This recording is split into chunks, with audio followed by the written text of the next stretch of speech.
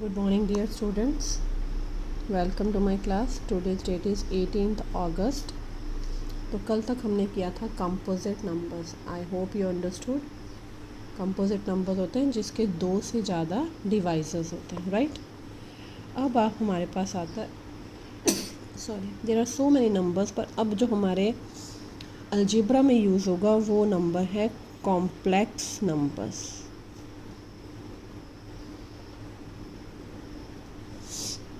तो आप लिखेंगे numbers of the form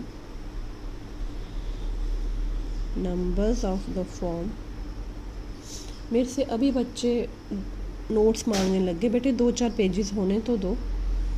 number of the form x plus iota y where x and y are real numbers and iota is complex, that is iota is imaginary, that is iota equals to square root of -1 is called complex number.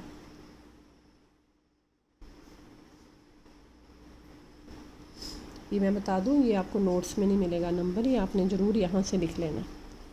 called complex number. For example, 3 plus 2 iota minus 5 by 2 plus 6 by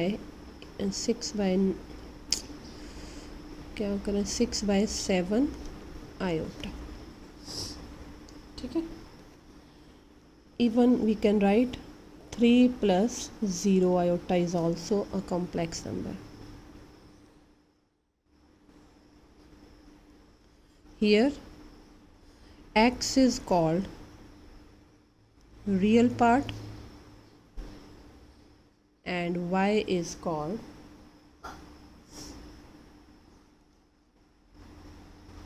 imaginary part.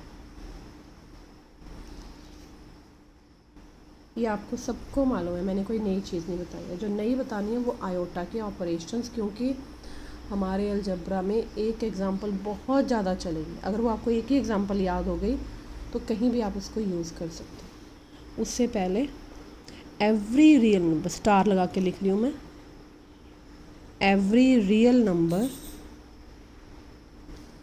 Is a complex number. ये मैं चीज़ें बताती हूँ, उनको ध्यान दिया करो. As 3/2 is real, so we can write 3/2 plus 0 iota is complex. हर एक रियल नंबर कॉम्प्लेक्स है, बट हर एक कॉम्प्लेक्स नंबर रियल नहीं है. जैसे मैंने कल बताया था स्टार लगा के, क्या बताया था, every integer is a rational. इस तरह से अब जो मैंने चीज़ बतानी है वो ये है, सबको मालूम तो होगा, iota is equals to under root of -1. सबको मालूम है. इम्प्लाइज आयोटा स्क्वायर क्या होगा, iota square is -1. Iota cube क्या, आयोटा क्यूब क्या होगा, आयोटा स्क्वायर इंटू आयोटा. ऐसे निकालना आपने, आपको आयोटा 100,000 10,000 दे दें, फिर आप इसकी वैल्यू निकाल सकते हो. आयोटा क्यूब क्या होगा, iota square into iota. Iota square is -1 into iota, that is minus iota. Iota की power 4, we can write it as iota square into iota square, that is -1 into -1 which is +1. So on like this. Iota 5 we can write iota 4 into iota. कैसे भी लिख लो जैसे आपको आता. Iota 4 की value मालूम है हमें 1 into iota, that is iota. Iota 100 की बोला जाए अगर, तो मैं लिखूँगी iota square to the power 50. Iota square is -1 की पावर 50. आपको मालूम है -1 की पावर इवन हो तो वैल्यू होती है +1, -1 की पावर ऑड हो तो वैल्यू होती है -1. ठीक है. तो ये आपने याद सॉरी. अब आता है हमारे पास सेट. ये चीज़ें हमारे अलजबरा में बहुत ज़्यादा यूज़ हो रही हैं, तो मैं बहुत स्ट्रेस दे रही हूँ इनको। A collection of a set is a collection of well defined and distinct, well defined भी होनी चाहिए, distinct objects. A set is a collection of well defined and distinct objects. For example, set of vowels, that is A is the set A E I O U. ये मैंने आपको last year बताया था। Set की notation हमेशा capital letters की होती है। सेट के अंदर एलिमेंट्स क्या होते हैं? Small letters. इसमें एक इम्पॉर्टेंट सेट लिख के बता दूँ मैं आपको, जो हमारी एग्जांपल है अलजेब्रा की। सेट ऑफ इंटीजर्स,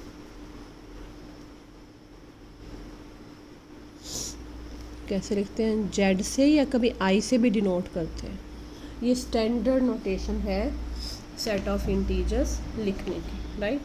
क्या बताया था मैंने? Dot dot dot, 3 dot, -3, -2, -1, 0, 1, 2, 3, then again dot dot dot, set close. ये सेट लिखना आना चाहिए, क्योंकि रैशनल नंबर का सेट भी हम प्रॉपर नहीं लिखते, वो हमें मालूम है। रियल्स का भी ये सेट लिखना आना चाहिए, ठीक है? उसके बाद आता है functions.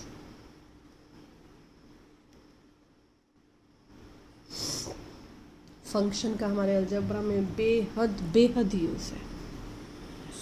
Function is a mapping,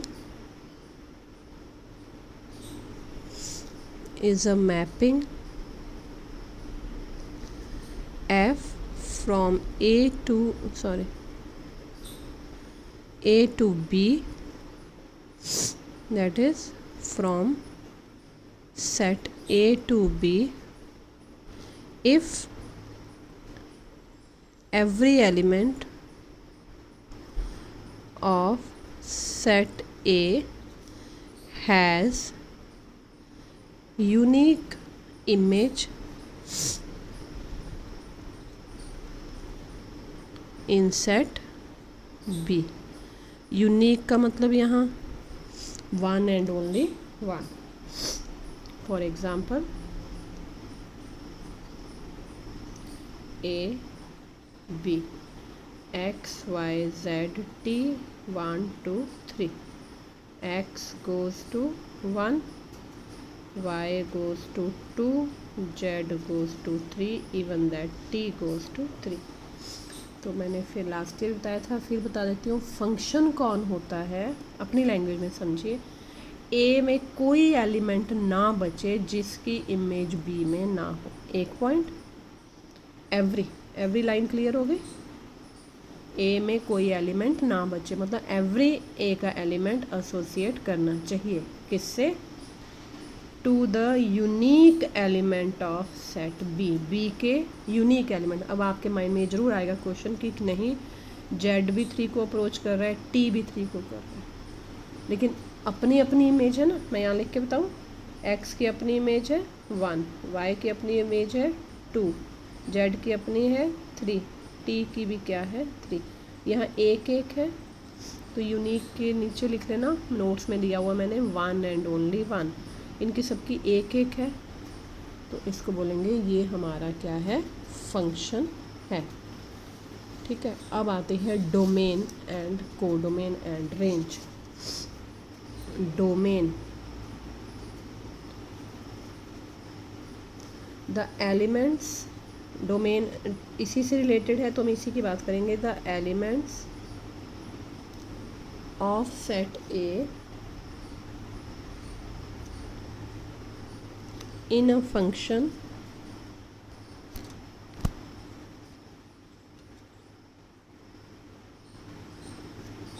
f from A to B is called domain of function, ठीक है? ए सेट को क्या बोलेंगे? Domain. Also a is called pre image set. Pre image set भी इसको बोलते हैं, ठीक है। उसके बाद आता है, ये चीज़ें आपको पता होनी चाहिए, आई होप पता होंगी लास्ट ईयर से, पर यहाँ इसमें पूरे अलजेब्रा में इसी का यूज़ है। Domain range, domain range. Codomain, codomain किसको बोलते हैं? सेट बी को। Very simple. The elements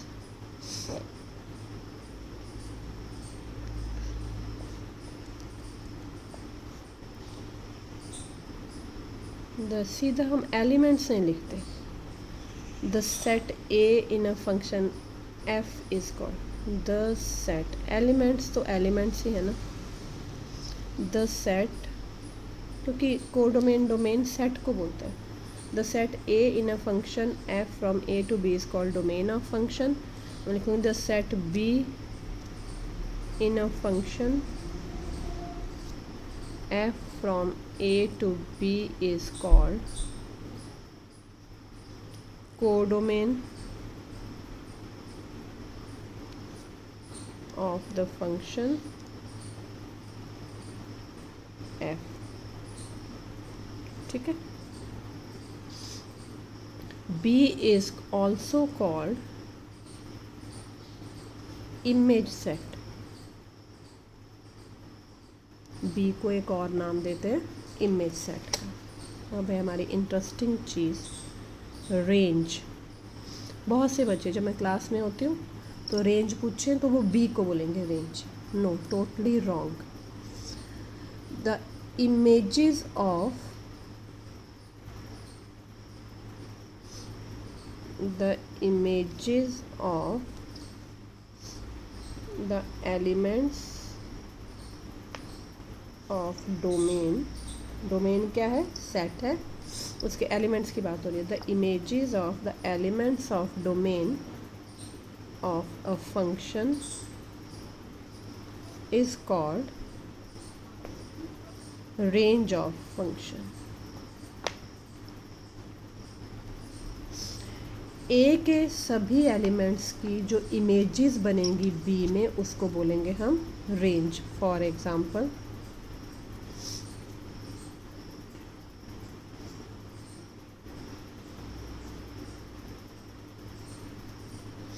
x goes to 1, y goes to 1, z goes to 2, t goes to 3। मैंने जानबूझ के ऐसे एग्जाम्पल किया, तो हम लिखेंगे हियर। चलिए यहाँ लिख लेती हूँ, आपके सामने रहेगा। हियर डोमेन, डोमेन कौन है? ए के elements x, y, z, t। Codomain कौन है? बी। बी क्या है? 1 2 3 4। रेंज क्या है? रेंज है सिर्फ वो ए के सभी एलिमेंट्स जिनकी बी में इमेज बन रही है, वो कौन है? सिर्फ 1 2 एंड 3, ठीक है। तो अब आपने 3 टाइप्स कर लेनी है इसकी। 1 1 on to into। we have mainly, there are so many types, we have mainly 3 types। Mainly बोल दिया, ध्यान रखना कि सिर्फ 3 ही नहीं होती। 3 types of function. 1 1, number 2 on to, number 3 into। इनकी डिटेल पढ़ लेना, जब थियरम में यूज़ होगी तब मैं बताऊंगी। वैसे मैंने पिछली बार बताया हुआ है, आप लोगों ने डिटेल ये पढ़ लेनी है, ठीक है। चलिए, thank you very much, have a nice day. इतना आप पढ़िए अच्छे से, अभी हम कल अपने टॉपिक पे पहुंच जाएंगे। Thank you so much.